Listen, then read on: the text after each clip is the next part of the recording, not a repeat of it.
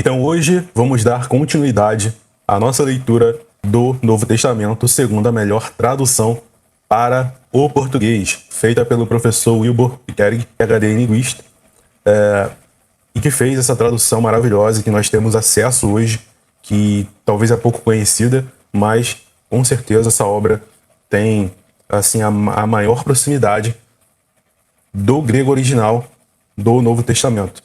Então, vamos dar seguimento à nossa leitura, dando início à leitura do Evangelho segundo João, que vai começar da seguinte forma.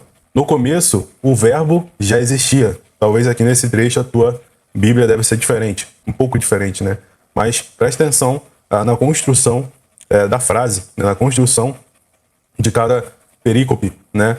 E a gente vai conseguir entender e chegar em muitas passagens do que realmente a Bíblia está querendo transmitir, tá? Então, no princípio, o verbo já existia, e o verbo estava com Deus, e o verbo era Deus. Ele mesmo existia no começo com Deus. Todas as coisas vieram a existir por meio dele, isto é, Cristo, né? Isto é, sem ele, nem mesmo uma única coisa veio a existir. Veio a existir. Ou seja, se não fosse por intermédio dele, uma única coisa que veio a existir. Nele havia vida, e a vida era a luz da humanidade. Ora, a luz brilha não, e a escuridão nunca a superou. Com certeza deve estar falando aqui das trevas e da luz no quesito da bondade, questão moral e também celestial. E aqui, umas das afirmações mais claras de que Jesus é Deus. Jesus é Deus. E tudo que veio existir por meio dele. Certo? Ao contrário do que muitas doutrinas e seitas por aí tentam afirmar de que Jesus não é Deus. Então aqui nitidamente, claramente, a gente vê uma das maiores afirmações de que Cristo é Deus. Bom, verso 6. Apareceu um homem enviado de Deus, cujo nome era João. Este homem veio como uma testemunha para testificar a respeito da luz, para que todos pudessem crer por meio dele.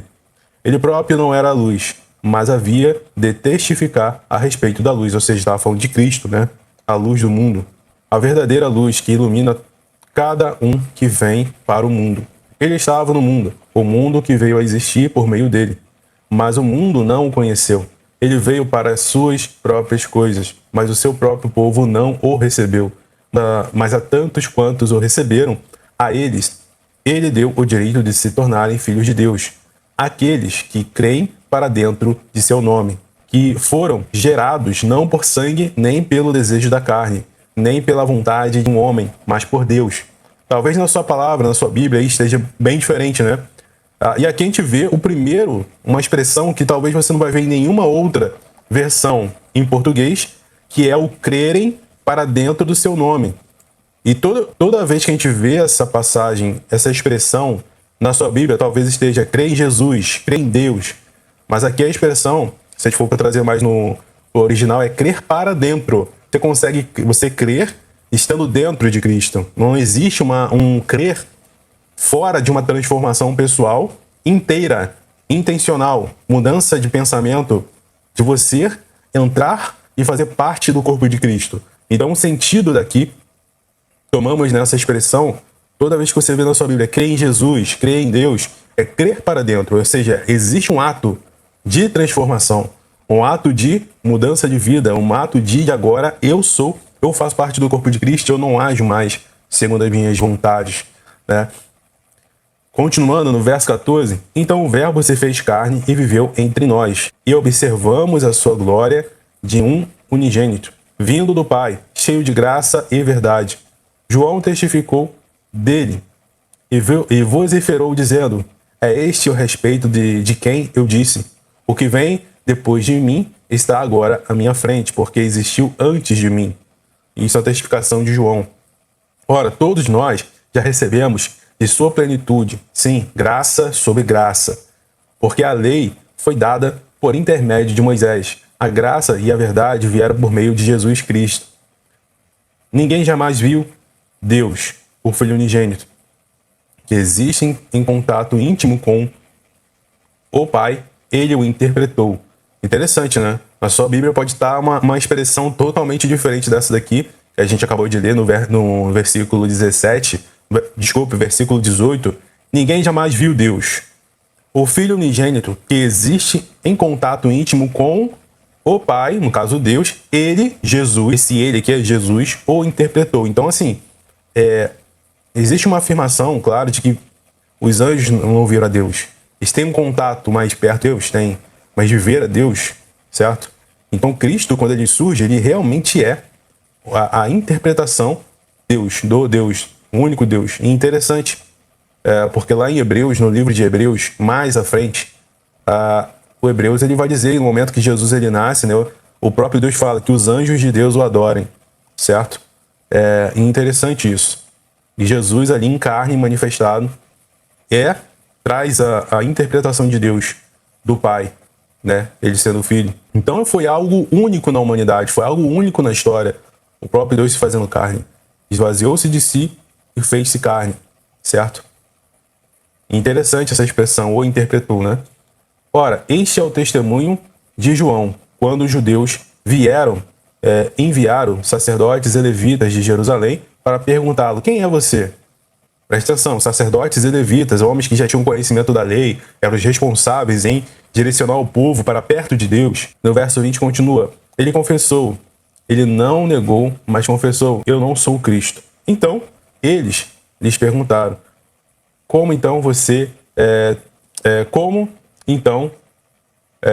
você é Elias? Ele disse, não sou. Você é o profeta? Não. Respondeu ele.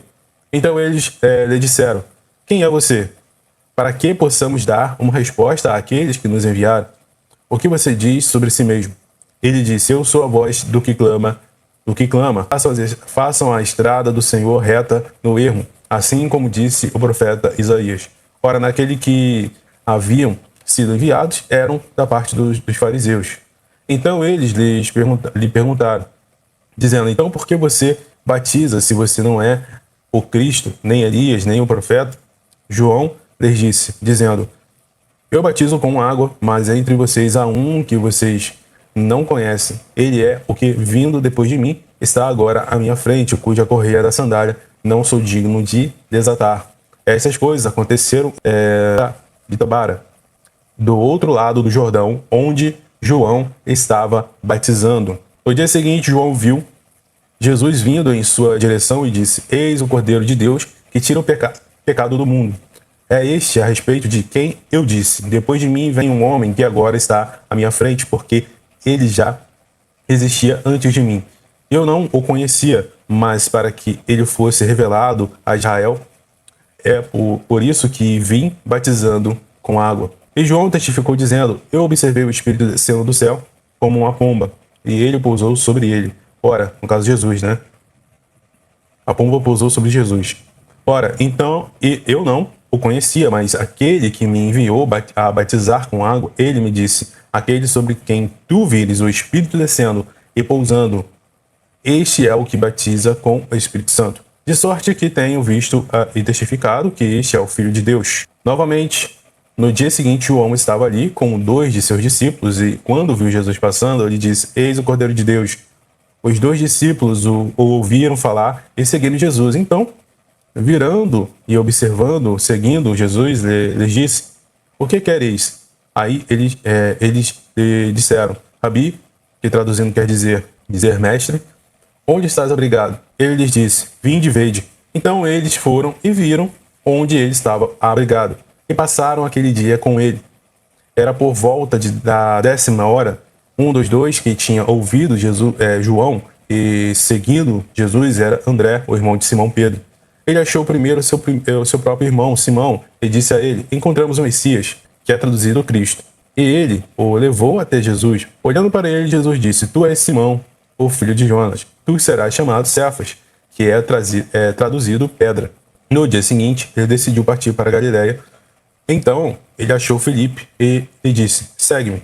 Ora, Filipe era de Betsaida, a cidade de André e de Pedro. Filipe achou Natanael e lhe disse, nós encontramos aquele a respeito de quem Moisés na lei, bem como os profetas, escreveu, Jesus, o filho de José, de Nazaré. Aí Natanael lhe disse, pode alguma coisa boa vir de Nazaré? Filipe lhe disse, vem ver. Jesus viu Natanael vindo em sua direção e disse-lhe a seu respeito: aí está um verdadeiro israelita em quem não há falsidade. Natanael lhe disse: de onde me conheces? Jesus respondeu e disse: antes de Felipe te chamar, enquanto estavas debaixo da figueira, eu te vi. Em resposta, Natanael lhe disse: Rabi, tu és o Filho de Deus, tu és o Rei de Israel. Jesus respondeu e disse: crês porque eu disse que te vi debaixo da figueira? Tu verás maiores que estas. Aí ele lhe disse: eu digo a vocês com toda certeza que mais tarde vocês verão o céu aberto e os anjos de Deus subindo e descendo sobre o Filho do Homem. Provavelmente aqui ele já estava falando do Apocalipse, né? O que vai acontecer ainda. Então aqui terminamos o capítulo 1 do Evangelho segundo João. Um capítulo emblemático, maravilhoso. E no próximo vídeo, vamos para o capítulo 2.